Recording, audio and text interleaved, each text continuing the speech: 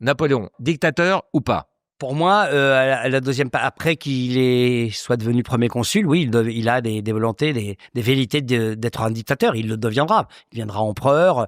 Il est mégalomane, folie des grandeurs. Il veut Il va se annexer couronner tous les tout pays. seul. Il a annexé tous les pays d'Europe. Il trahit.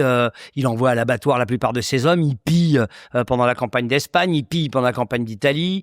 Non, mais au départ, Bonaparte, c'est un vrai révolutionnaire. C'est guerrier et tout machin. Mais c'est vraiment Bonaparte juste après le Directoire. Quand il devient, avant qu'il devienne premier consul, c'est un homme qui a des idées révolutionnaires. Et puis, c'est parfois un génie malfaisant, mais ça reste un génie. C'est un homme, un stratège, un auteur. Il a devenu écrivain. Hein. Pas tout, bah oui, il l'a prouvé à Waterloo, mais c'était pas tant de sa faute que ça, à Waterloo. Il y a eu des conditions climatiques et des erreurs qui ont été faites par ces généraux qui, eux, commençaient à fatiguer.